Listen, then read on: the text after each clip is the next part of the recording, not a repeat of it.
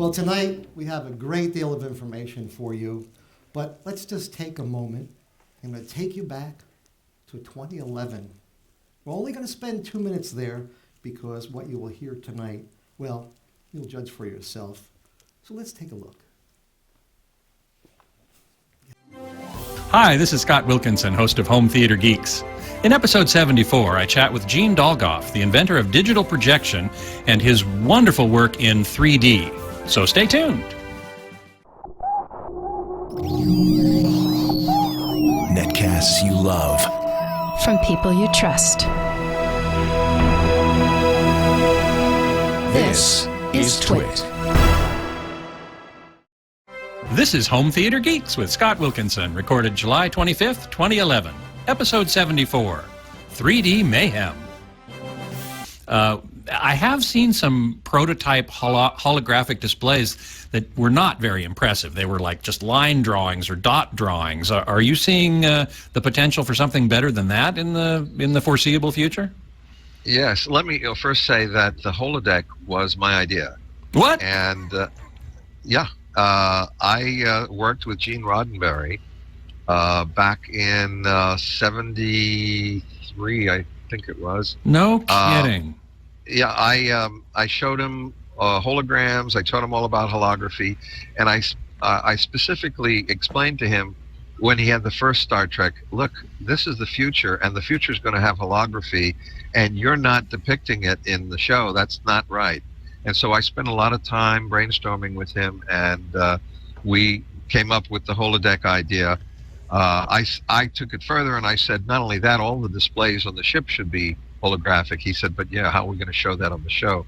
So it just stayed the holodeck the way it is, where you go inside and you see another reality.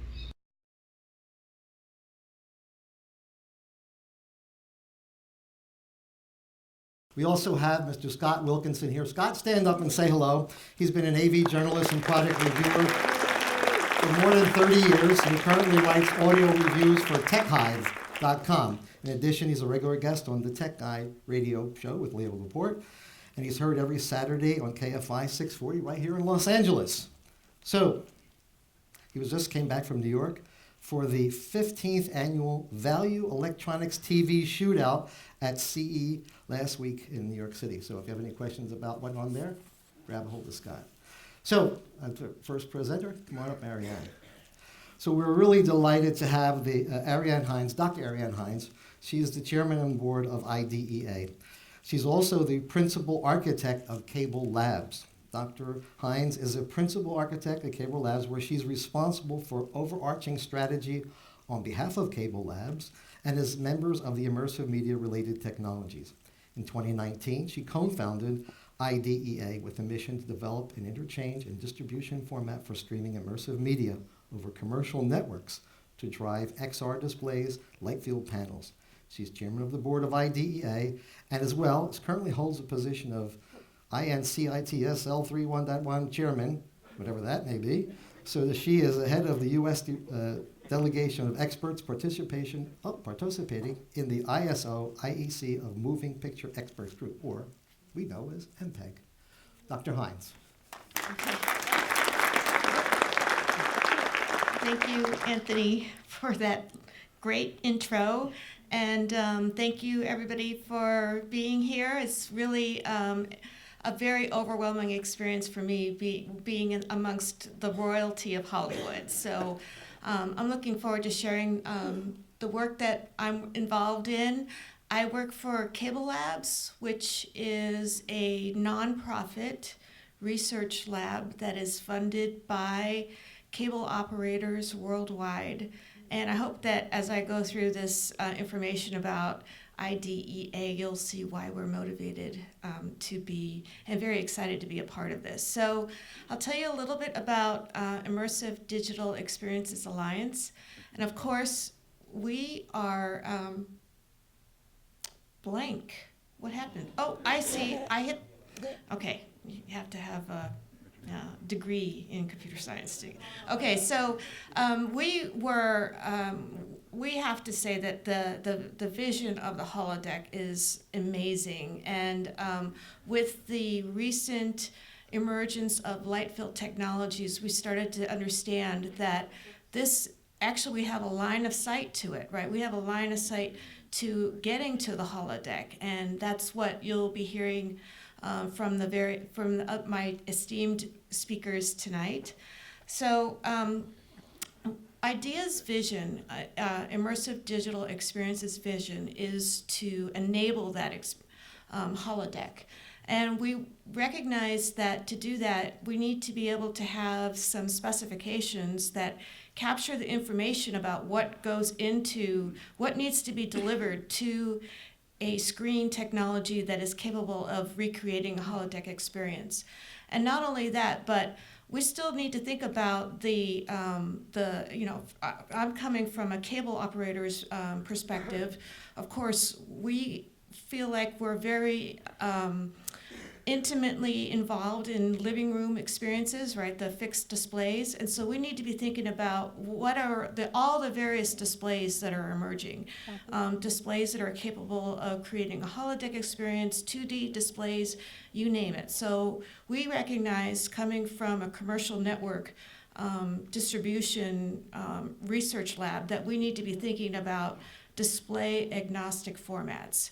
And in addition, we need to be thinking about, of course, sound to make that even more immersive, and practical bandwidth for delivering all of this wonderful new forms of content over commercial networks.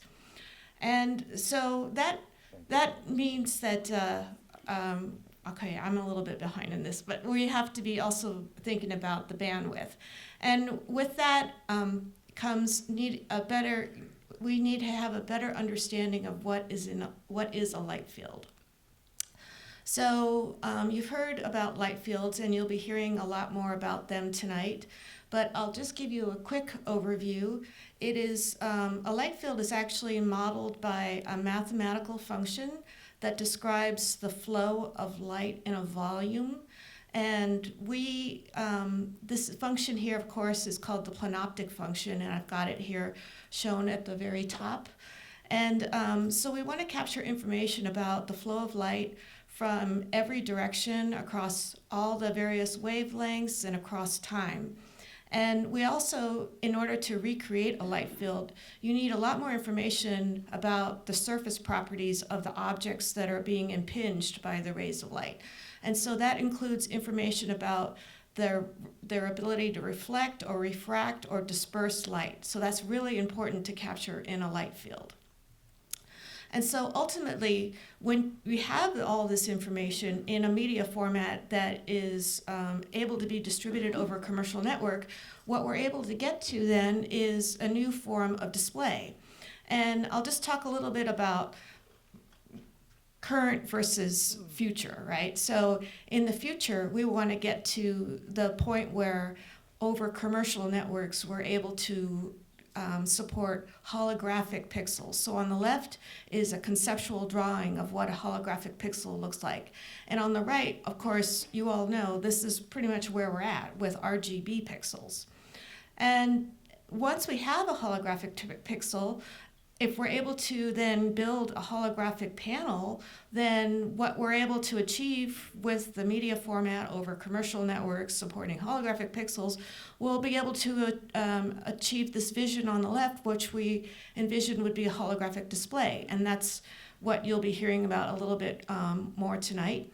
But of course, from a cable operator, we need to be thinking about our current customers, which means that we need to also be thinking about legacy displays. So ultimately, this is why we why the cable industry, but we don't want to limit it to just the cable industry. But the cable industry is certainly very interested in this idea, Immersive Digital Experiences Alliance, in building specifications and media formats and network APIs that are able to deliver this rich form of content. So our approach, we call it a display agnostic approach. It starts with a format that we call immersive technology media format. And our vision is that with this particular format, and I'll be telling you a little bit more about it later, we're able to support the whole plethora of displays, including from the left, the holographic display, the AR or mixed reality displays. We also need to be thinking about supporting current technology, which would be the VR headsets, and then maybe reluctantly so, the stereoscopic 3D displays, and certainly the existing 2D UHD and emerging 8K displays. So we got involved in standing up this alliance, and the purpose of the alliance is to develop royalty-free technical specifications that can be used to represent the media, that would also be able to interoperate with a lot of the tools that the visual effects industry is already using.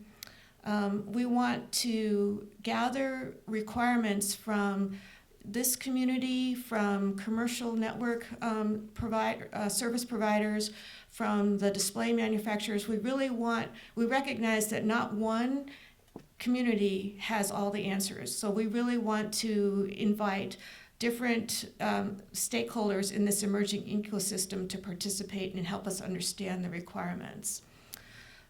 We want to facilitate interoperability testing, so it's not enough just to write down the spec. We need to be able to test that it's working across all the participants in the ecosystem.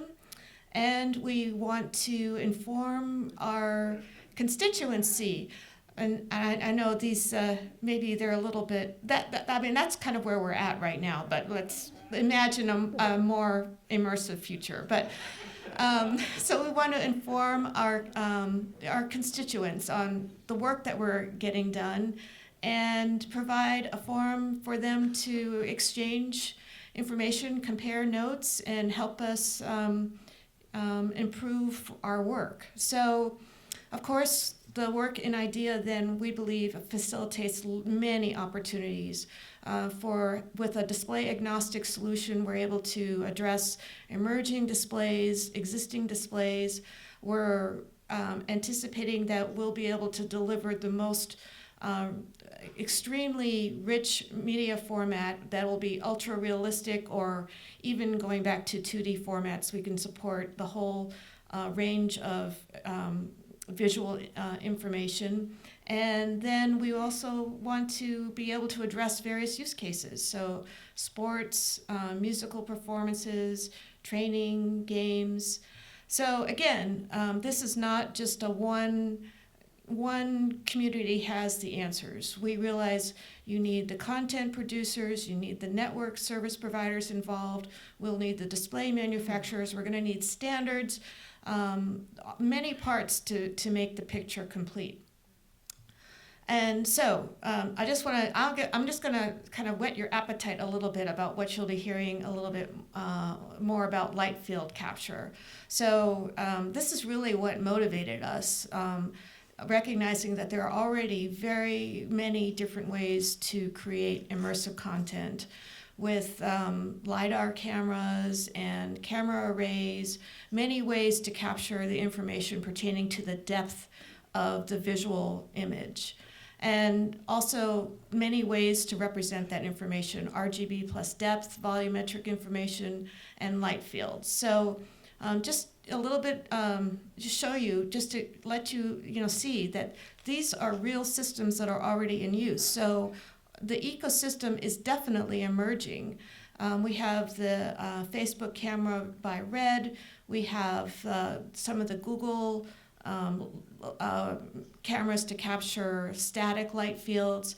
There's the Otoy light stage. So already the camera technology definitely exists.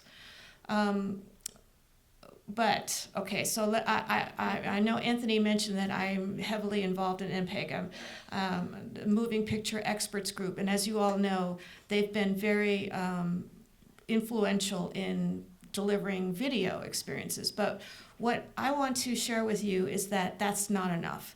The raster-based formats are not going to be sufficient to capture and carry the information that is going to be needed for a true holodeck experience.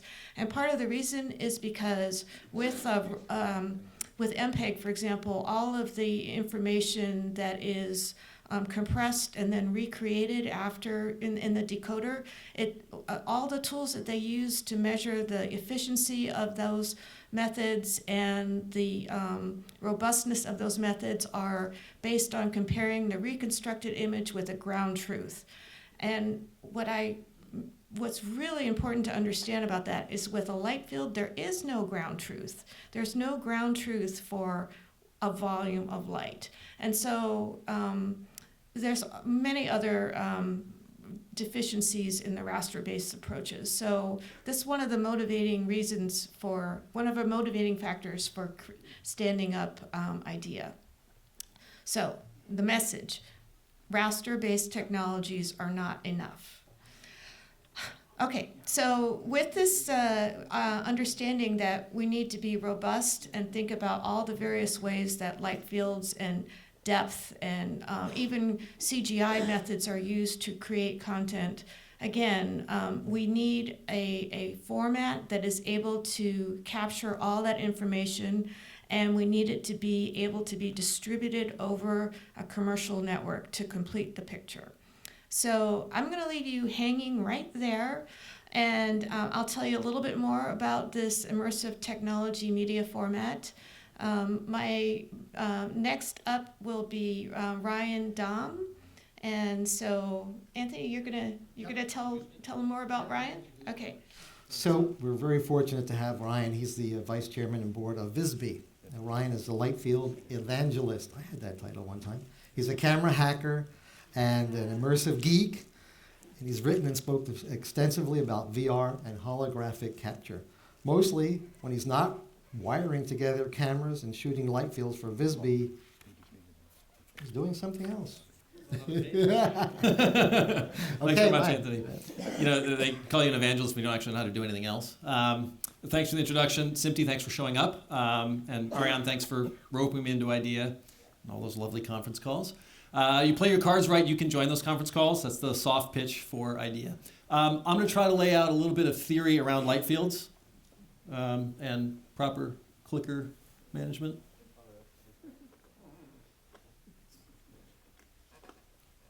You just got to push the right button, it turns out.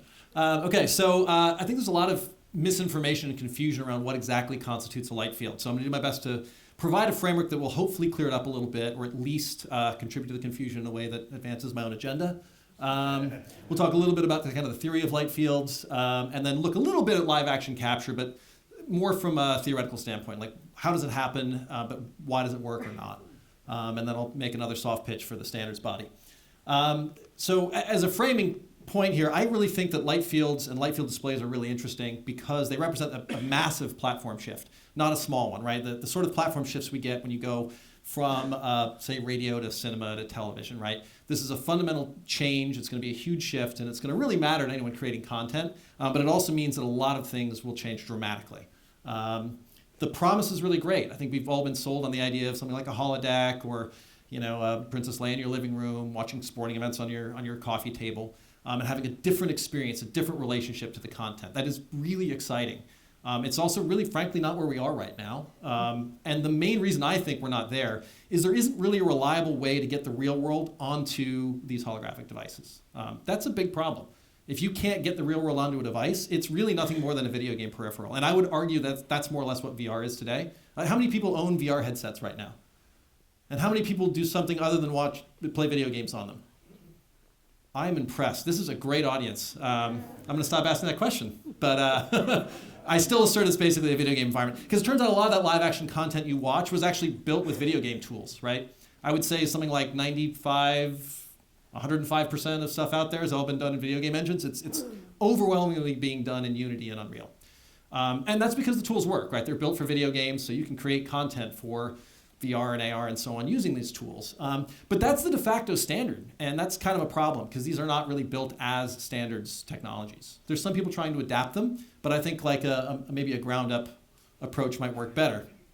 By the way, this is a great venue, but the goats here are enormous. Some of you may have seen some of this before. I'm just going to work up what I mean by a sort of a standard, a codec-based standard. So in traditional 2D photography, basically we're just making a map of light rays. So you think of a 2D image, what that really is, every pixel in that image represents a light ray that was seen by the camera, which is an analog for how our eyes would see an image, right? And that's kind of how 2D works. So all of the work that goes into 2D codecs is trying to take those 2D radiance maps and do things to them to make them compressible or easily viewed. And that's great. I can't even see these slides, are so huge. So for light fields, if we were to do that, we want to have a really similar technique, right? You would want to have a signal of interest. You would want to record it, compress it or manipulate it, and then be able to play it back. This seems fairly straightforward. To me, that's like the minimum threshold for a codec, right? It turns out it's actually really hard, though, for holographic images, as Ariane alluded to. Primarily because, and this is where I work out what a light field actually is. So if you think of all of the light rays bouncing off of a scene and all possible viewer positions, you can imagine all the light rays connecting the two. And if you could actually capture those light rays on a surface and play them back, you wouldn't need your goat anymore. You'd have a hologram of the goat, right? So ideally, that's where you build your codec. If you could capture the 4-dimensional light field and play it back, you'd have the equivalent of a 2D video for holographic displays. That's really awesome. It's not going to happen. It's not going to happen for a number of reasons. One, 2D images work on all sorts of different devices, right? You know ahead of time if it's going to be on a screen or on a phone or on a cinema, that at least there's going to be a 2D raster I can work with, right? With these holographic displays, you don't necessarily have a raster ahead of time. Different devices will have different 4D rasterization. A VR headset, someone could turn their head. You actually have to calculate things on the fly. So you don't actually have a consistent playback device. And then the other problem, this is where we get nerdy, your resolution scales up at n to the fourth, right? So instead of just resolution going up with n squared with 2D images, you've got these two other dimensions you have to deal with, and that generally puts these things out of reach of Moore's law.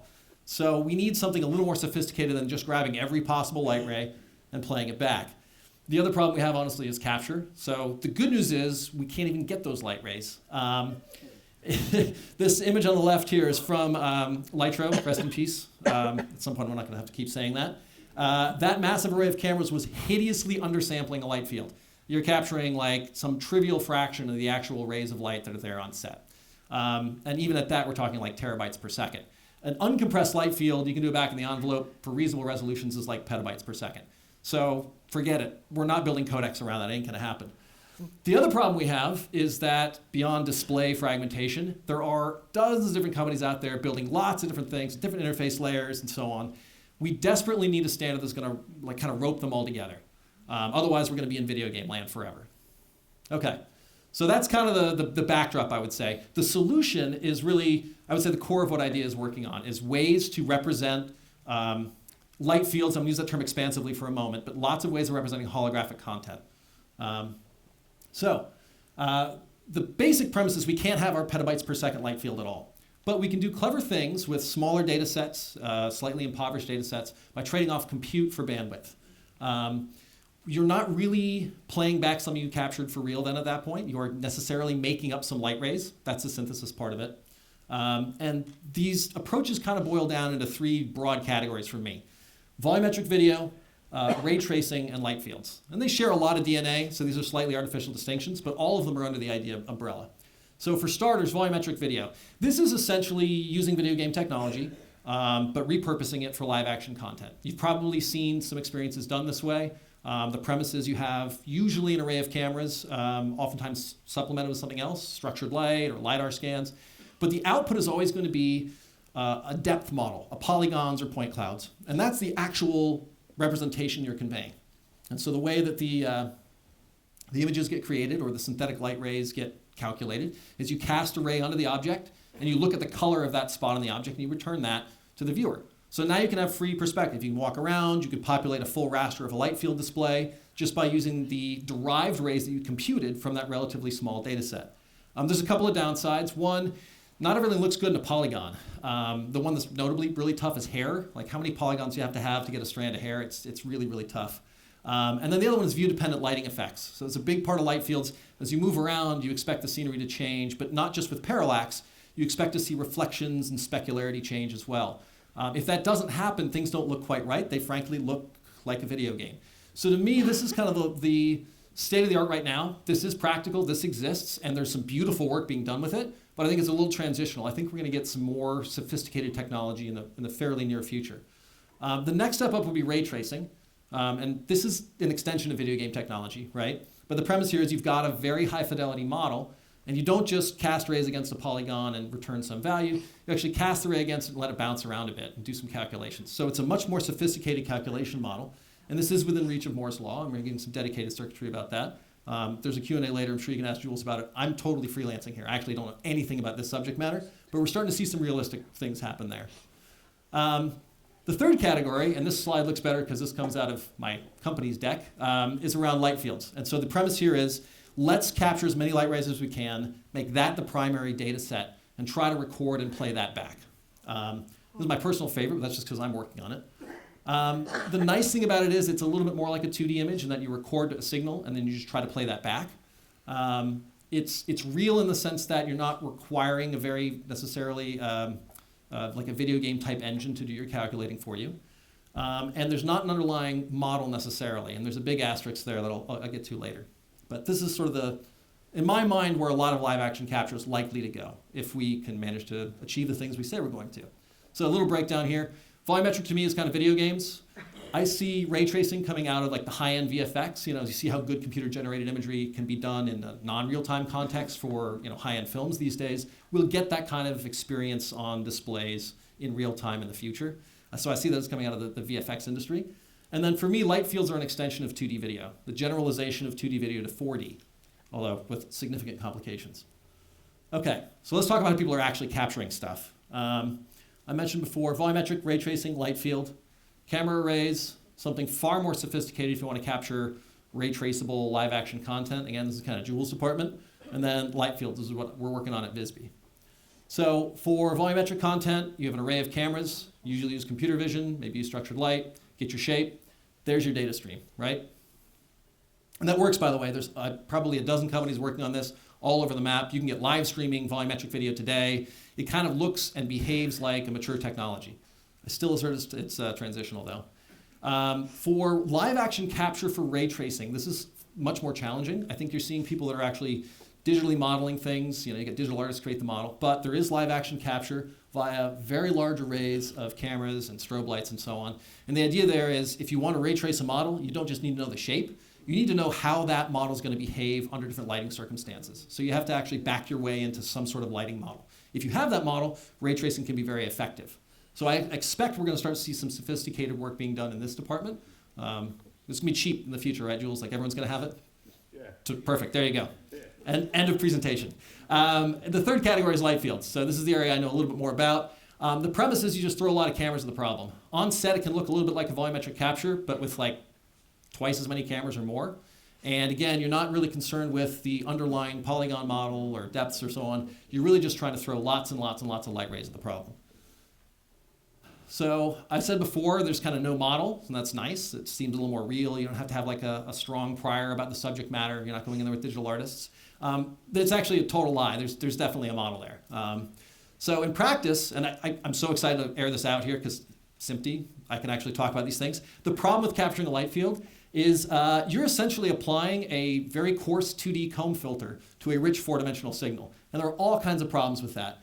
As you can imagine, right? You're throwing away most of the light in layman's terms. You're only capturing these little point samples. Any light that falls between cameras, you've completely lost. So that creates a bunch of problems. At the end of the day, it just makes for ugly images. The ugliness can be softness. It can be edge doubling in extreme cases. And it can be just all sorts of weird blobby artifacts. I know I've got a whole hard drive full back in the office. The good news is there is a way forward, and this is where the model really comes into play. The problem arises when you need a light ray you didn't actually capture, which is frankly most of the time. So imagine you've got these point samples coming from your cameras. When you need a ray that fell between the cameras, what do? Well, you got to interpolate it. And the way you interpolate it, and we're going to go teapot now instead of goats. You find the spot, you trace the ray down to the model to figure out what ray you care about. And you trace those rays back to your array of images. And you find the nearest rays that you actually have, and you just interpolate between them.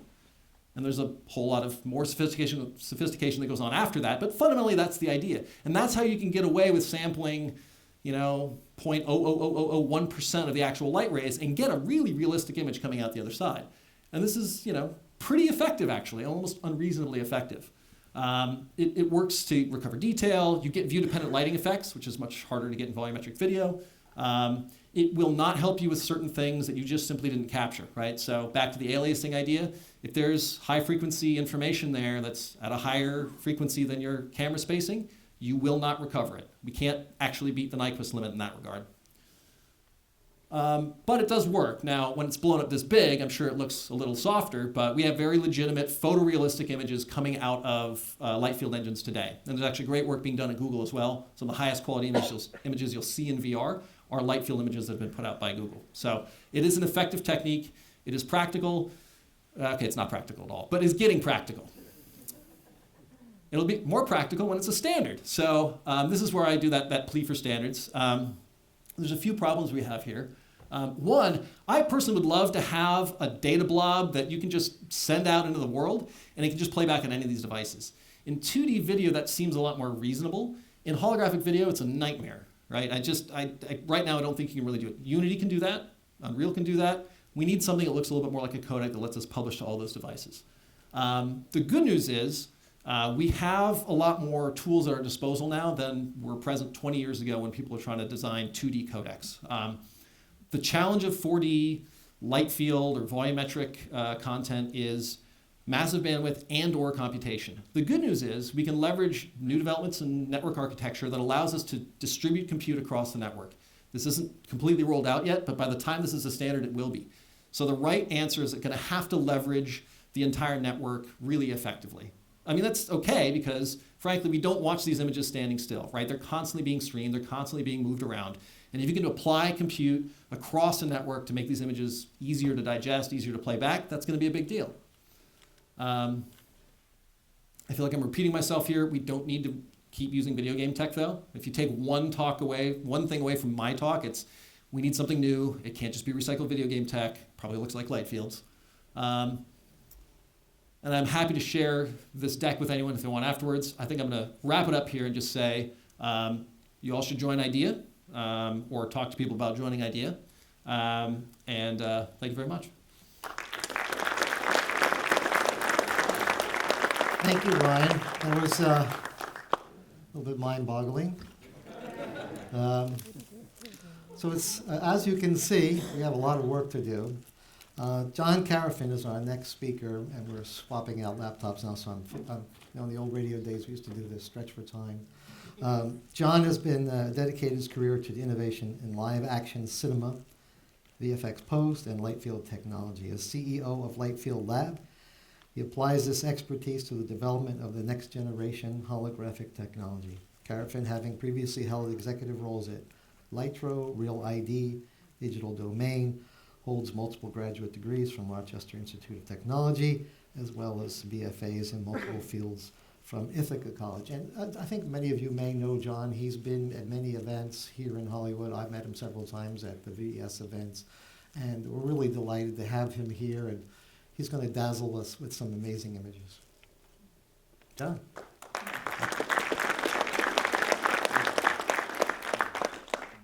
I can't top that. Thank you, everybody, for coming out tonight, and thank you for the entire tech team for the awesome projection, making all this work, and humoring my my swap out of the laptop here. But I'm going to show you a bunch of things tonight that are rather disruptive. I'm going to show you how to think about what do you do on the other side when you have all this wonderful volumetric content, these new emerging immersive technologies. How do you look at them? Are you going to be limited to the headsets? Are you going to be limited to stereoscopic things? I'm going to show you what we're doing and how to think about the difference between a true holographic projection versus the things that you might already be familiar with. So this will lead you through an analysis of the different types of things that you've seen, things that you might think of as holographic or as marketed as holographic, and really tell you a bit more about the physics of how to think about what is a true hologram, what are the things that really distinguish it, and how do all the physics interact together. So with all that in mind, hoping that apparently we all have clicker problems tonight. There we go. Wasn't a button thing, it was a range thing. So a bit of a provocative thought that I always really like to start with. And what's really crazy today, unlike any other decade in the history of mankind, is that we are spending more time looking at our displays and our devices than any other point in time in history. So you're actually looking at your display, just like you're all looking right now at this screen, more than you do anything else in your entire waking lifetime, which is crazy. Think about this. There has been no technology in the entire history of mankind that has that much significant impact than your visual display. And why is that? Well, that's how we have mass communication. That's how we talk, that's how we communicate. But we're still, at the end of the day, really painting on cave walls. That's still the way of the standard of what visual display is. And there are, every decade, these new emerging technologies for the past century, even over 150 years, where you see stereoscopic, you see AR, you see VR, you see these things that are trying to bridge the gap between the real and the synthetic, because we do have a deep psychological desire to visually communicate the exact same way that we interact in the real world. But that doesn't exist yet. Yet we're still spending more time, more than we're doing anything like sleeping and eating. And in the Silicon Valley case, maybe sleeping is very low on the list, but that's a different problem. But more than we talk to people, we're looking at our phones. We're looking at these displays. So how do we resolve this? How do we think about this? And why is it that we have all these new emerging technologies that are out today? And what happens when you have a truly holographic future? So these are some visuals that we like to highlight and imagine when you're able to do a live broadcast and have the game in your living room. And of course, that's not limited to just that particular instance. You can do anything. Imagine being able to have tables that you can replace physical things. Imagine having digital counterparts, things that you can actually have a real world object, and you can transport that anywhere else to anyone else's holographic display. Think about telepresence. This is one of the biggest challenges in business today, is how do you have an international worldwide corporation and not have to have people physically go to another location? And video communication really is very challenging. You don't have the line of sight. Imagine being able to look into a window that you can see the direct line of sight. You can look at somebody else right in the eye, and it's as real as being right there, but they're somewhere else across the globe. Imagine, and this is appropriate for this theater, if, I'm going to point to somebody arbitrarily over here. Yes, sir. Imagine you're looking up, and you're actually being, I woke him up, sorry. You're actually able to see the underbelly of a 10,000-pound shark hovering right over you. And you can no longer tell the difference between the real and the synthetic. This is how we want to communicate. This is what you've seen in science fiction. This is the whole vision that everybody's promised us, but has been yet to be delivered. But this, everything we're showing here, I like to really make a big point, is exactly what the real physics can produce in a true holographic display. Now, you always have to maintain the true physics, the line of sight to the display, and I'll explain what that means. So now we're going to dive into the part, and hopefully I don't lose anybody here with actual physics, but this is usually the point in time where everybody's got the little butterflies in their belly going, it sounds kind of like bullshit, right? How is it possible that we're going to have these real things? Everybody's promised it. Or the other half of you are saying, well, I thought Tupac was a hologram, right? And I'll talk about that in a second. But you should be highly skeptical. It's something I always encourage. Anybody who is telling you they have a holographic display, you should say, tell me more. I don't know if I believe that. So we encourage the skepticism for everybody except for me, of course, but we're biased. No, but seriously, we do really want you to be armed as the creatives, as the technologists, as the producers in this industry to understand what is a real hologram, what is not, why is that important. Now, this term, holography, is not something we made up. You can find it on Wikipedia, which makes it, real. We'll go and change that tonight, don't worry. It's a term that refers to fake holograms. And it's something that has been coined for so many decades now because the term of the hologram originates back with the laser interference encoding of light and beautiful and awesome things. Obviously, they are stills and they're limited to more lab-oriented types of capture environments. but they're beautiful, and they really are reconstructing the exact physics of a real object. They're actually indistinguishable outside of, color and a whole bunch of other problems, and clearly not digital. But why is that the inspiration? Why is that the thing that has been then referred to be a hologram? So let's look at some of the physics here. I'm going to show you the world's worst magic trick now. And this is in reference to one of our big passions here, being Princess Leia. And of course, this is huge inspiration for all of us, but I'm going to give you a spoiler alert. For anyone who hasn't seen Star Wars, you should probably leave right now. No, but the unfortunate reality is it's just visual effects, not really a hologram. So here's my awful magic trick. So I got a laser pointer, right? Real, you can see me pointing. And I'm going to transport light from here to here, with nothing in between. Ta-da. Ah, see? Yeah, thank you. All right, you're hired. Okay, so the reason I'm showing this is I want you to ask yourself the question of why is it, it's going to sound like a dumb question, but it's really important, how is it possible that you don't see a big green line across my face? Because I am literally transporting something from here to over here and nothing in between. And the answer is because you cannot freeze a photon mid-air. And you will see images in the media, hence wonderful Princess Leia here, where it looks like you're stopping light mid-air. And you can't do that. Sorry, that's, again, just visual effects. So when you see this here, and you see it looking like R2's got a big flashlight in his head, and you're projecting a kind of ghosty looking thing, and of course, holograms will look much prettier than that, and it just stops. Well, I can't stop this laser pointer, right? You're going to see me do this a lot because I get a lot of replay value, and I'm going to give that guy a $5 bill. So it's something that we like to call the line of sight rule. So if you think about marketing images you see, particularly in the stereoscopic and the VR world, you'll see things that are breaking what's called the frame. And it's just stopping light midair. But if you use this eye line rule and you follow the line of sight from anyone looking at an object like this, what you're able to do is actually determine what would need to be in place to create the hologram. And in this case, if you had a holographic floor for everybody that is looking at this, except for R2, and he doesn't have eyes, so who cares? You would be able to project exactly that experience. Sorry, I think I offended some R2-D2 lover. Apologies. But when you have that, that would work for the two of them. It doesn't work for everybody at the perspective of this photograph, because again, you're breaking this frame. So this is the high level of the physics. It's a high level way of thinking about what is real, what is not. And we're going to kind of go through here, and I'll show you some visual examples. So by a show of hands, who has heard of the Tupac hologram? Who is asking what the heck is a Tupac? All right, okay.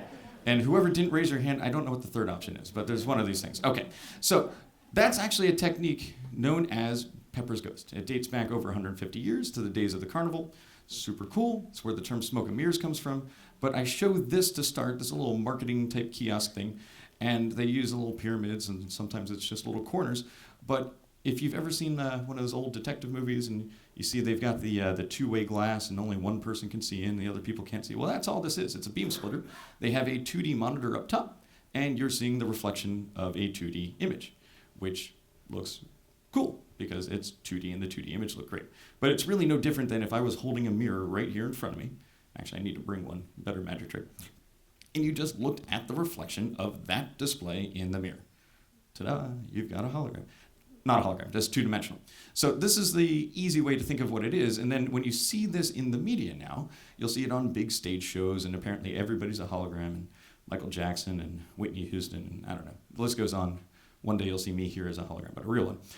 But they look great in 2D because the 2D image looked great. So if you photograph something that was a 2D image with a 2D camera, well, it should look great because that's 2D.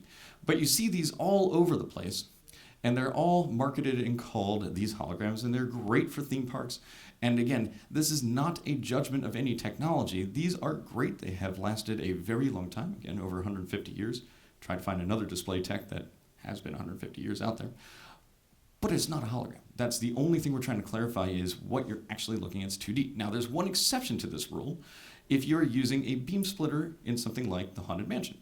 And they actually have real mannequins that are underneath where all the cars are going over. And you're seeing the dimension. Now, of course, it's 50-50, so you're seeing kind of ghostly looking things. But you do have actual volume and depth, but it's not actually a digital display. But again, super cool technique. All right, so let's go and talk about some of the other things that you may have seen or heard of. One of my other favorite topics is volumetric display. Now, this is going to look a little like it's violating my little magic trick here. Now, this is a technique that it looks like you have these little floating points of light, but it's actually creating, rather than just a ray of light, a miniature particle explosion. So if you were to reach out and touch that, you will literally die. So not really child-friendly, not something you want to bring in the home. I think some of you aren't stunned nearly enough, and maybe you want one of these. But it's really cool, except it'll kill you. So it's more military-grade type of weaponry.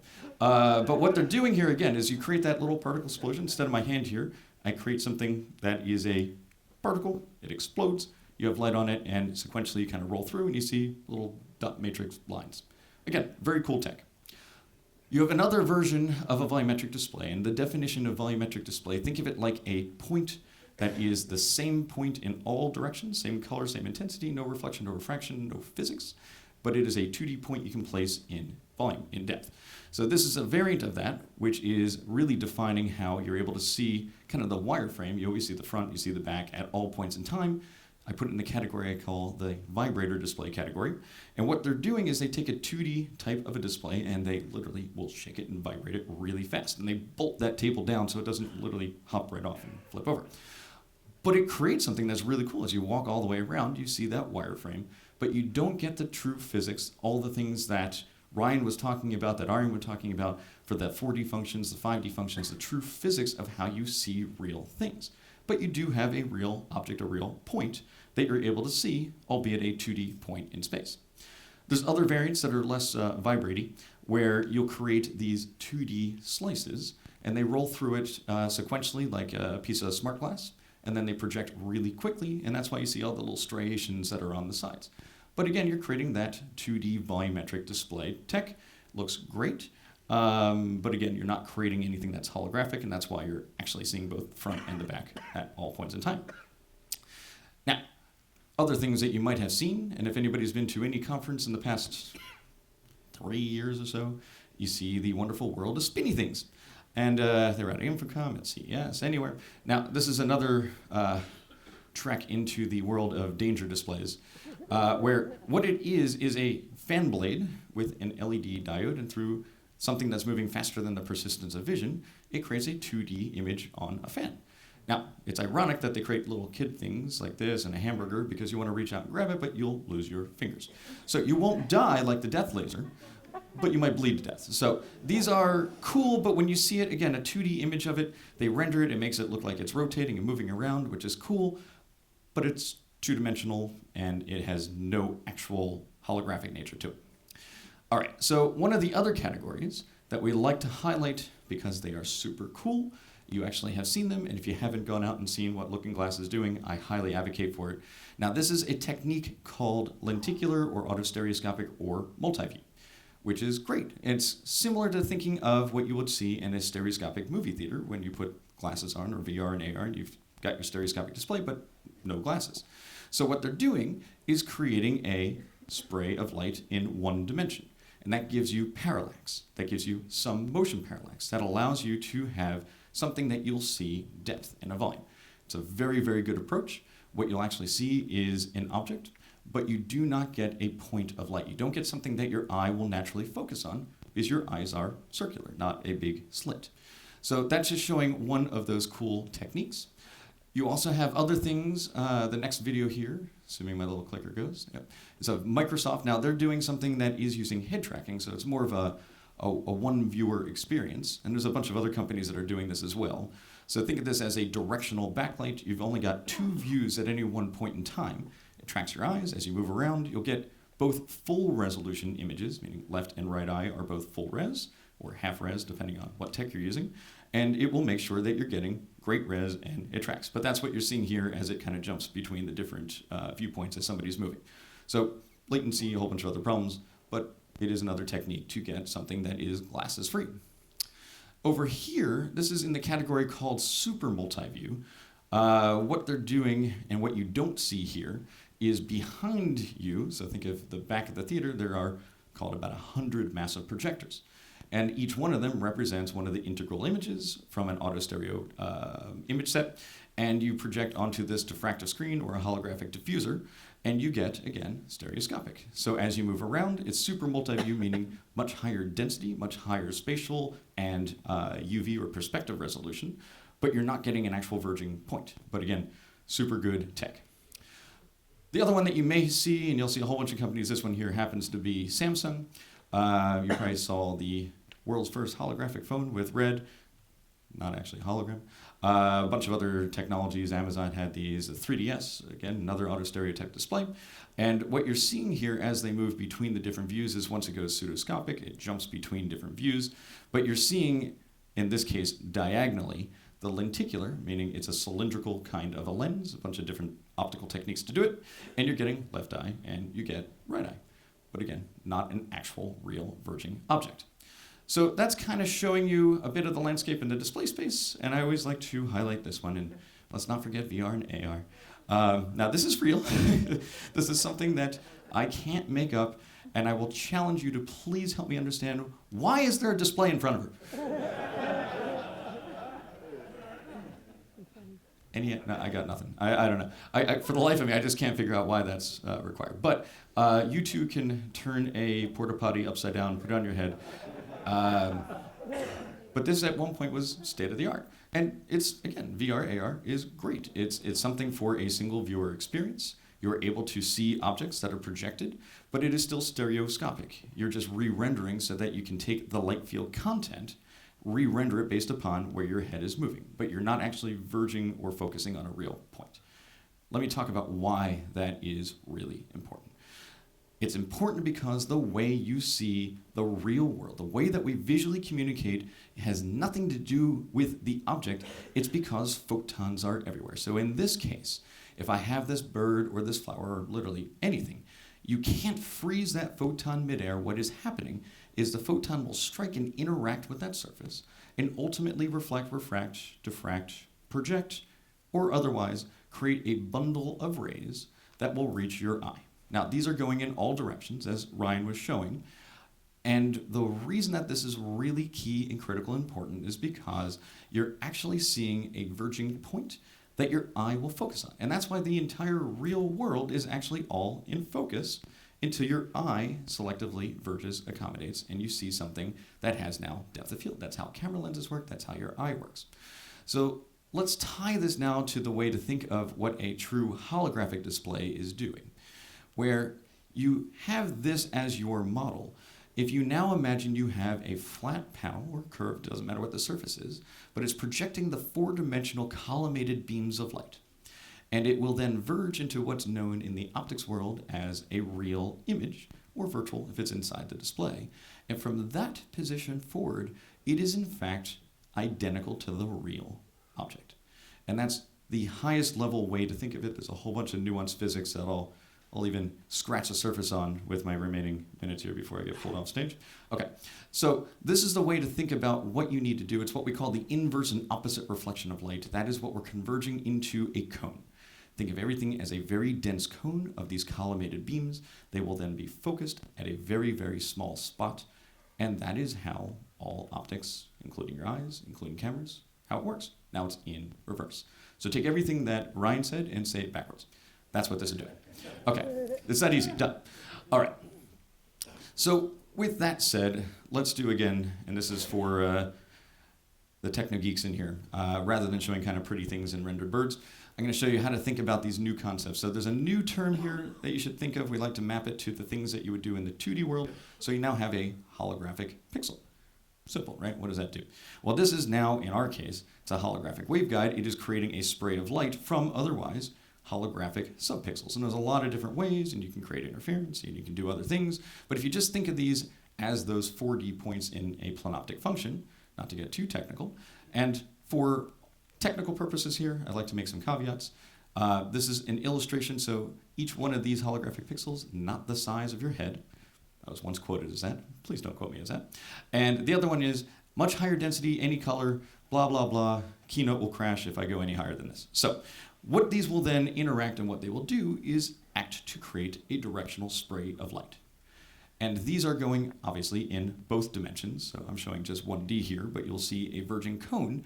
And if I modulate these signals to converge at this cone, and not just 3 rays, you'll have millions of these rays that are converging to that spot, you will see it as a real object. So that would be the bird's wing, that would be whatever real object you want to create in space.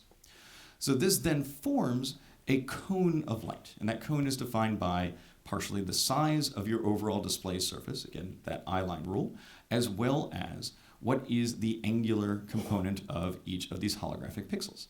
So as long as you stay within, we'll call it the holographic safe zone, every single person, no head tracking, no object tracking, nothing else, you will see the real object projected in space as if it was truly there. And if you move backwards, you move forwards, it doesn't matter. It is a dense converging wavefront that is as real as having the real thing. The next most important parameter is how far you're going to project off or inside of the surface, and that is a function of how many photons or how many rays of light do you have. And if you take that to the next level, and you think about why does this all matter, how does this actually all function? If you create something like this, or something much more creative, as you'll hear about, what the display is actually doing is creating these converging wavefronts, these converging bundles, and each time you form those cones, because it is a collimated function, you're actually seeing the real thing. So this is, again, high level, and if I haven't lost half of you, I'll be very happy. But this, from the way to think of it creatively, is now, what are the parameters? So this is what we like to call the creative knobs. The 3 main things to understand, just like any other display, is what is the required field of view, what is your projection distance, meaning how far off, how far in, and visual acuity, we're always asked what's the 2D equivalent resolution. It's kind of irrelevant with holograms. What it really turns into is just like going to the DMV and getting your vision test. I know, really boring talking about holograms, but how close can you get to the display, to the object, and maintain sharp visual resolution? And that's the 3 things you need to calculate, and with density and dollars, you can do literally anything. So it's kind of like if you wanted a 16K display today, you want to have some ridiculous resolution, well, you can do that. You just need to figure out the manufacturing process for it. Same thing with holograms. If you say, like many of our first alpha customers, they go, well, we need everything. And I go, great, that's $1 billion. And they go, well, I'll be happy if you have $1 billion. We'll do that, no problem. But it turns into the same thing with a display of even this size in 2D. Well, how close are you really going to stand? If I'm all the way up here, I can see all the pixels. But back there, it's the appropriate resolution, because you'd be crazy to watch a movie that close. So again, that's kind of the way to think of it. But now you've got this next compounding problem of, well, that's a ridiculous amount of resolution. So, you shouldn't be jumping yet. Spoiler. Sad. Okay, hey, it's back. Okay. So display resolution historically, and again, this is kind of hand-wavy and average, about every 10 years you get a bit of a quadruple. So think of standard def going to 2K, 4K, 8K, and quadruple because by area, of course, right? So let's argue that in the 2020s, 8K will become a thing with mass production. That can happen. All right, we'll fast forward and say 2030s. I might be dead by then, but maybe 16K. Now, to get something that is truly holographic and something that will project to allow your eye to focus mid-air, let's see where we're really at. And you already saw the spoilers, so of course now it's not going. There it goes. Thank you. Now we got it again. All right. So that's today. So to do something that's actually creating true holographic projection of ray density, you need to have many, many gigapixels, hundreds of gigapixels, which if you haven't heard that term, good, because if you had that display, it would save me a lot of time. But if nothing else changed and you went with the natural progression of silicon development, at best, you're end of century to get to those types of true resolution. That's just kind of scratching the surface, not even talking about the holodeck or what I've been now told by the millennial generation is the danger room. I've learned something new. I'm sad that I didn't call it that before. Okay. So how do we resolve all that? What are we doing? So I'm going to give you a quick high level here, and I'm totally out of time, but I want to show you what we're doing because this is usually the point where I've totally exhausted you with all the things that are not holographic. Let's talk about what we're doing. So we have a technology. You can see this in the lab. I'll show you a little glimpse of a video so you don't have to say it's all bullshit. It already runs by order of magnitude, even though it is a single tile at it's actually less than 6 by 4 inches. It already drives the photon projection at 16,000 by 10,000 pixels, so 160 million rays for each one of these tiles. Now, our model, what we're doing is not building small things. This is a tile just like a video wall, where you take one of those, you put it into a larger, call it an 18-inch panel, and from that panel you go into a big wall. So if you understand the physics, which you're all now all trained experts, of holographic display technology, as you go to larger surfaces, without doing anything different with the same projected density, you actually will project further, and you have a much wider cone of light. So the bigger the surface has a big impact on what you do. So the reason that this is important and significant, you can see this running in the lab today. Please schedule well in advance. That's all I have to ask. Jeff is going to kill me. He's here. Sorry, Mark. Sorry, Jeff. All right. So what you're going to see is a several inch holographic projection because it's a tiny little tile. Think of it again based upon the size and surface area. But from here, it's the exact same thing. You take that tile, you then build it up into a full panel. And that's just the same way that you would build any other video wall. They create little panels, they have these little PCBs, and now you've gone from your little tiny seahorse into a big fish scene. So you're over a foot of holographic projection without doing anything at all different. Now, this is still not what the product is. The product is building an entire wall. And that, if you imagine being this sized cinema screen, will allow you, with the exact same thing that's in the lab right now, you can project out tens of feet of true holographic volume. Now, the impact of this is where when you can no longer discern the difference between the real and the synthetic, you have completely transcended the idea of the display. You have replaced physical things and physical objects. So now this is officially the point where people go, bullshit, right? Yeah, see, thank you. All right, so I'm gonna show something that is not the display, but I'm gonna show something that's even better. Because we're always asked, can you take a photo? Can you take videos and answers? Yeah, it looks great, photographs perfectly. But it's a 2D screen, and I don't, as a habit, bring prototypes around because it's a lot of travel, a lot of flight cases. But what you're going to see, we hosted a little marketing event where, I won't even call it marketing, we hosted some of our trusted industry experts, some investors, some customers, at least anyone who would sign the release form to let me show it. And I would request, please don't video this. But I want you to see their reaction seeing the display for the very first time. And you're hearing it from the industry, many of the people that are here today, some that are not. But instead of hearing it from me, because clearly I'm biased, I want you to hear what other people are saying. And this is all real world information.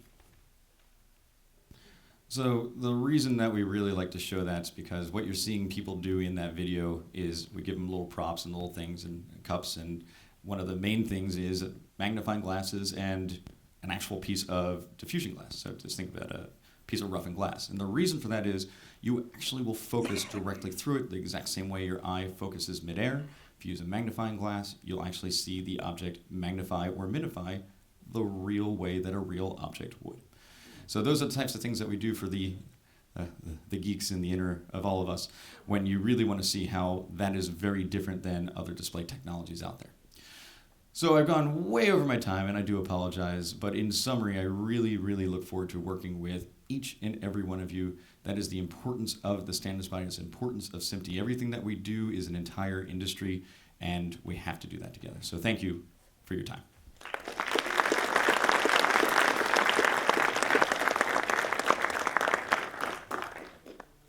So everybody knows what a real holographic, what a real light field really is? Has everybody got that? It's going to be a quiz on the way out, so make sure you have it taking your notes. So one of the things we thought about, it would be really nice to invite someone who creates images and create productions, and of course, there's so many fantastic people here in Los Angeles to ask, to speak, and I called upon my good friend Andy Cochran to come up, and Andy is actually going to tell us a little bit about why we need more than just the 360 video that we've seen in the past. He's a content creator specializing in interactive and immersive mediums such as virtual and augmented realities, and installations, live events, mobile and web apps. And he has the ability to contribute extensive knowledge and insight into both creative and technological aspects of a project. He offers a unique blend of narrative. We done changing the laptop? Okay, I don't have to stretch anymore. Some of the recent credits include projects for Intel, Google, USA Today, Mr. Robot, Strain, Disney, LG, Vizio, a couple of other big names.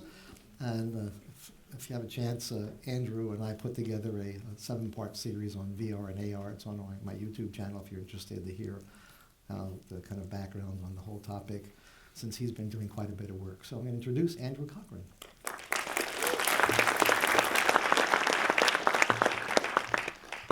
Hello. So I am here to speak kind of as one of you. I'm a content creator.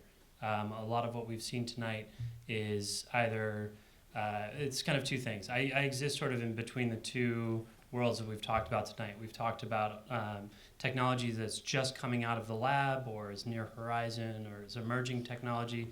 We've also been talking about standardization. You obviously can't standardize something that's still in the lab. I mean, you can try, but that's probably a bad idea. I create content, and so I sort of sit in between those. I use the technology the moment it steps out of the lab and is ready for production, but way before there's sort of a mass adoption and standardization. So a little quick introduction, so you know that hopefully I know a little bit of what I'm talking about. Worked in the entertainment industry for almost 2 decades. The bottom row of photos, a bunch of movies I worked on. I've worked in commercial, music video, TV, feature film. About 3/4 of my career has been in visual effects and directing and basically creating traditional content. The last 5 years, however, have been exclusively focused on emerging technology, new platforms, immersive and interactive and digital content. So that's VR, AR, apps, installations, projection mapping, you name it, I'd like to do it. It's basically anything that involves taking new technologies, new platforms, new sort of ways of creating or enjoying content, ideally both, and putting it into actual production. So I'm speaking tonight, most of the folks in this room are creators. We make content in some way, shape, or form. When we're talking about emerging technology, we're where the rubber meets the road. We're the point at which if it's going to fail, it's going to fail, and it'll probably fail in our hands, and it'll probably be 4 a.m., and we probably have to be done by 8 a.m. Everyone's been there. The last 5 years have been the most exhausting of my life. A lot of late nights, a lot of extraordinarily long days with multiple sunrises and sunsets. But it's my passion to sort of try to make these new technologies work. I don't do tech demos. I don't get hired to demonstrate the capabilities of a technology. The projects that I do are not aimed at developers or content creators. They're aimed at paying audiences. This is real content aimed at real audiences. So what I'm going to talk about quickly is what we're talking about tonight, predominantly light fields, some holographic discussion. We're talking about capture, we're talking about displays, we're talking about processing it, we're talking about delivering it, standardizing it. I want to kind of talk to you briefly about how I have been successful in doing that with other technologies, and then I'll loop it back to the technologies we're talking about tonight. Some past successes, when I worked exclusively in visual effects, I was part of teams that brought 3D tracking, sort of, now it's a commodity, but back then it was very expensive and difficult. Fluid simulations, extremely high resolution, high quality 360-degree cameras. Now they're $350 things to fit in your pocket. 5 years ago they were $800,000 and weighed 300 pounds and took days to just transfer the data from. I've worked with Tango, creating an app to essentially visualize point clouds in real time on a smartphone, but to create artistic output, not just to sort of show how cool Tango is. It was cool. The latest project that I've been involved in is In the Lobby, the 100%. It was captured using a whole bunch of technologies. We use Microsoft's volumetric capture. We use LiDAR, photogrammetry, HDR, real-time rendering. It's kind of a smorgasbord of emerging technologies. I say all of that just by way of saying, hopefully I know what I'm talking about.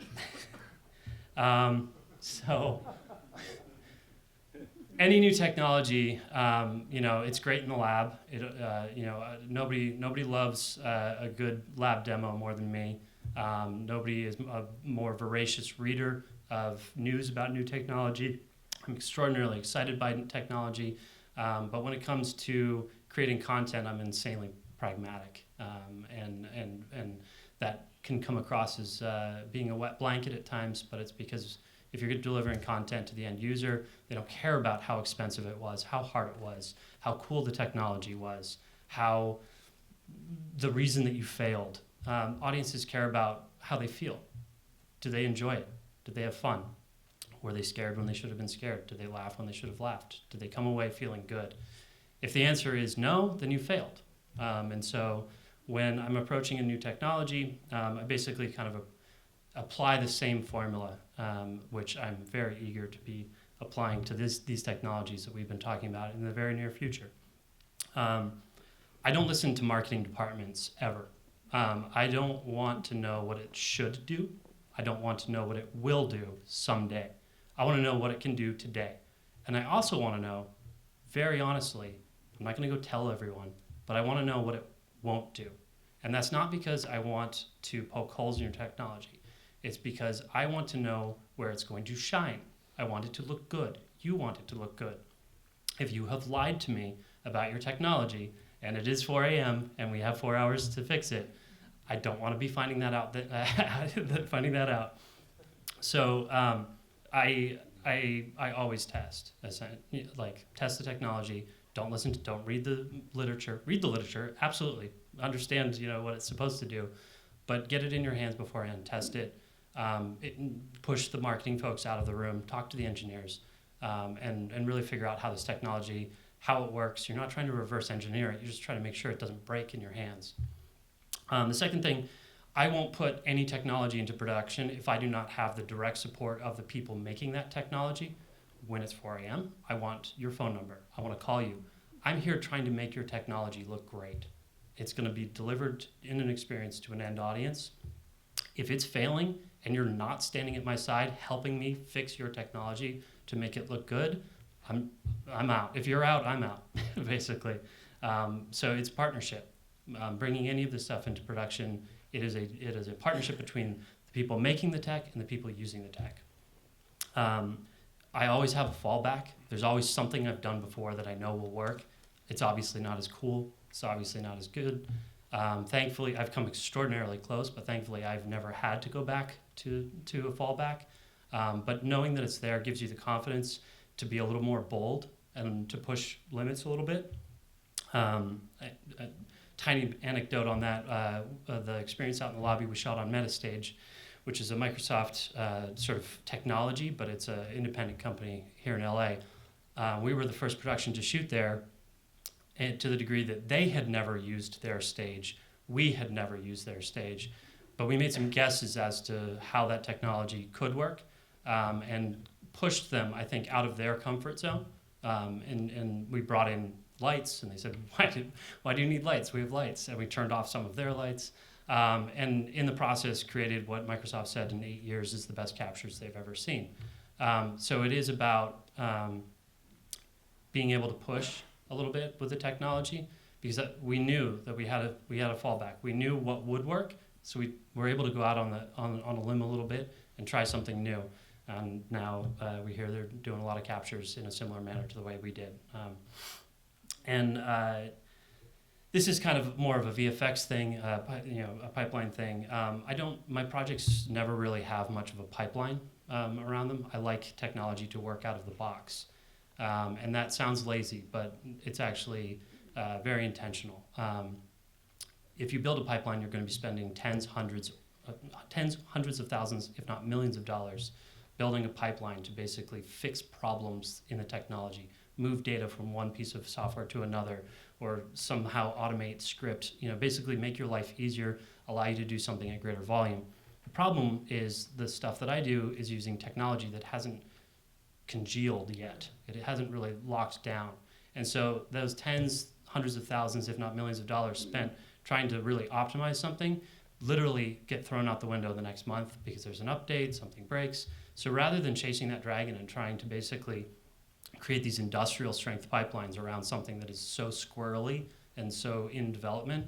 I'd rather work with the people making the technology and say, it would be really great if you had a button right here that did this. And obviously my competitors, which is other content creators, will get that same button and be able to press that button and have an easier time. But I'm hopefully moved on to the next technology or the next project. So everyone kind of benefits from it. Selfishly, I just get to use it first. So it's kind of offloading a little bit of the pipelining onto the actual technology development, but it's the only way to survive this stuff. Another tiny little anecdote, 2015, we did a 360-degree video. It was interactive. Hotspot navigation was one of the first to do that.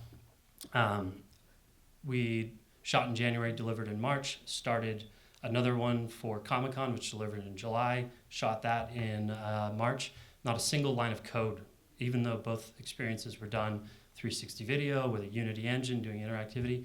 Not a single line of code carried over between the two projects, which had a 2-week gap between them because every part of the pipeline had updated. Unity updated, 360 video got higher res, new camera, new stitching. So had we invested in really sitting down and trying to create a pipeline, it literally would have gone up into dust.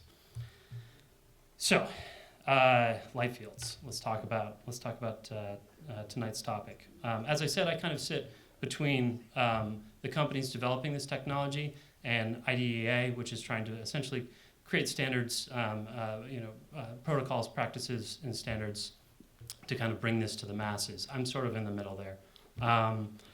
So let's talk a little bit about the challenges that lie ahead for the companies making this technology and for IDEA. I think we've seen some incredible presentations tonight on sort of where the tech is, where it wants to be, where it will be, what needs to happen. So I was planning on kind of diving in a little bit on that, but I don't need to. You guys have covered it. There's a lot of challenges ahead. This is a big problem. You go from a 1 camera shoot to a 2 camera shoot to a 100 camera shoot to a 1,000 camera shoot. Everyone can understand those orders of magnitude and the complexity that comes from that. As I said earlier, the audience doesn't give a damn about any of these problems. They really don't. The number one complaint for the last 3-4 years, every time I create something, in VR and put somebody in the headset, and I'm so proud, and I want them to see, this really hard thing that we created, and they go, "Why is there like pixels?" Audiences don't care about those things. If you tell them how expensive and complex and amazing and how odd they should be by this tech, you've already lost them, because they should look at it and be awed. And so a lot of this capture technology, render technology, screen technology, distribution technology needs to get to the point that the audience doesn't think about the tech. They go, "Wow, that's awesome," not, "Why does it look like it does?" So that needs to evolve, and there's a lot of hard work. There's a lot of smart people, and there's billions of dollars being poured into that. But I always just say, be patient. It will happen. VR, where it is today versus where it was in 2013 versus where it was in 1950, are night and day different. And the cell phone in your pocket, you may not use it for VR, but it's water cooled. The battery lasts longer. Your screen is probably quadrupled in resolution. It's probably a 10-bit display now. The color space is improved. You're welcome. that is VR. That is that's the Velcro and Tang of this kind of development. As a creator, I don't have any way of editing a light field video. There's no Avid, there's no Premiere, there's no Resolve. So as we move into using these technologies, we're just going to be doing a lot of command line editing, a lot of pen and paper edits. It's basically going back to the 70s in terms of we're not going to have the ability to do nonlinear editing. All of our great toys are going away. We're going to have to figure out ways of doing this new work using our old tools. The experience in the lobby was edited in Resolve as 2D video from a single camera. Under the hood, when you're in the headset, it's all 3D models with textures and great stuff. We had to figure out how to shoot, edit, retime, reposition in 3D. We reconformed that thing 8 times in 3 different packages. just because of that's what it required to get color correction through those pipelines, et cetera. Light fields, my God, is that a big problem? Like that is a problem I don't want to solve. I look forward to the tools. The really sad thing is more anecdotes. Sorry. I ran digital and interactive for Guillermo del Toro at Murata for 6.5 years. We spent 8 months trying to solve the problem of omnidirectional stereo CG rendering. And we solved it. We solved it before any commercial package had a button that would just render a stereo 360. 2 days later, we found a paper from 2006 with the literal, algorithm written out. So it took us 8 months to find an article on Google. But that's what we're talking about here. And light fields is that all over again. What is now a button 5 years later, back then was 8 months with an entire team of people working at it. The distribution formats, obviously they don't exist. How do you distribute a light field? There is no consumer that has a light field display at home. So these are problems that are going to take a while. You're going to see light fields showing up more in sort of activations, turnkey, events, basically places where cinemas, light field cinemas, aquariums, or holariums. You're going to see these things a little more. It's going to be very expensive. It's going to be very high end, very very splashy, very exciting. I can't wait to be part of it. But it's going to take a while for these standards to lock in. The final thing I want to say, we're on the standardization topic, is that I'm just incredibly honored to be here tonight. This is an organization that has created the standards upon which my career and all of our careers are built upon. There wouldn't be an entertainment industry without standards, without protocols, without standard practices.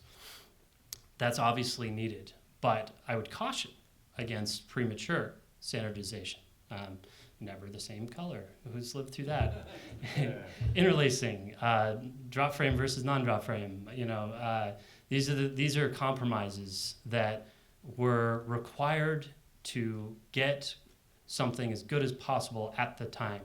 When HD when the spec came out, it's supposed to be no non-square pixels, no interlacing, no single color space. Like all these great things, and then the camera manufacturers came out with the 1440 stuff, and the 1080i was the first stuff to hit the markets. Compromises, they speak well to that. There's an idiom I love: everything permanent is temporary, and everything temporary is permanent. Standards are like that. If you standardize too soon, you're living with the compromises of today. So I would caution the IDA group that it is important to have standards because it does help adoption, but it's also really important that those standards be open, that they not lead to a walled garden secretly 5 years from now. Ha ha ha ha, I got the standard built around my proprietary tech and now I own everything. That's not how to hit mass adoption. It's also how to make people like me want to blow my brains out, because it creates roadblocks, it creates compromise, it creates, instead of consensus, you're codifying either one person's standard or you're codifying what we can do today. So yes, standards are very important, but not standards first. I would say standards during and sort of as it's hitting mass adoption. So that, I think, is everything I had to say about that.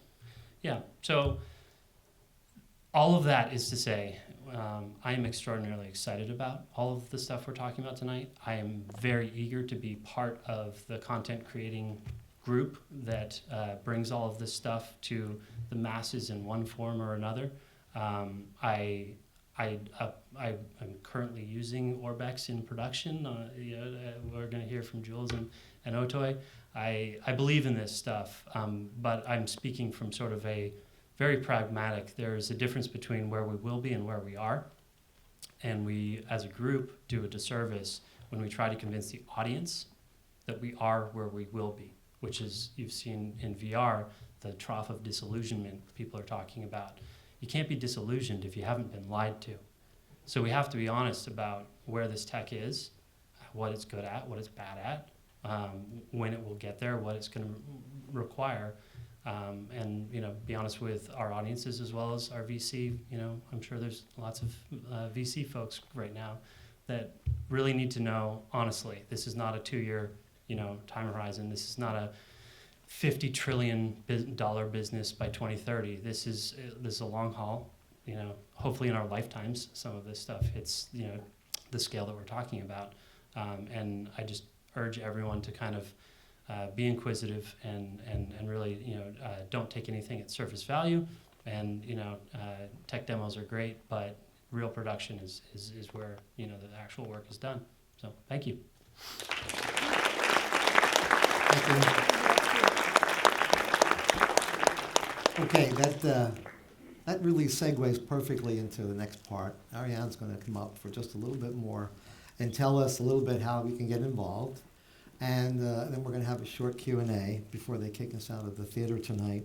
So I think it's important every time when we invite people to speak to have the presenters share with you their ideas, also how you can get involved, what areas or where the growth is, where the new technology is, where the new artistic values will be, and how you could enrich your career. And that's what the SMT mission is really all about. And I think tonight we covered a lot of that. So turn it back to Ariane.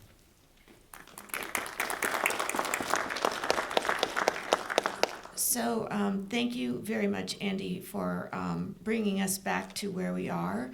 I want to just tell you a little bit more about what we're doing with in IDEA with respect to the standards. So part of the reason why I'm here as one of the many in the cable industry is because we recognize that we have these wonderful display technologies emerging. We have wonderful capture technologies emerging. We've got a media format that is, let's just say it's a stake in the ground for how we might transport these immersive experiences. The reason why I'm here is because I work with the cable industry, and we have also our own emerging technology, which is beyond, I will say, because we're wireline based. We're not working with mobile first. We're starting with a wire that starts here and a wire that ends there. That's pretty easy to at least serve as a ground truth for how you might control media going across the network. And so we, as the cable industry, and I would invite anybody with a commercial network background to participate, but that's why we're here, because we have our own emerging technology with 10 gigabits upstream and 10 gigabits downstream. So that's 10 gigabits, which gives us another place to think about supporting holographic content. So getting back to IDEA, we are starting with these basics. You have we believe in making a royalty-free and open source spec. We are building it on technologies that exist. We're not saying it's going to work perfectly when we try to hook it all up from end to end, but we're definitely starting with existing established technologies. We do not want to be constrained with raster-based approaches. So we welcome a lot of the expertise and the tools that are being used in the visual effects industry, and with the content creators, obviously. And we want to be extensible because, again, we're not saying it's going to work from day one. We need the experience and all of your skill sets to help us make the vision real.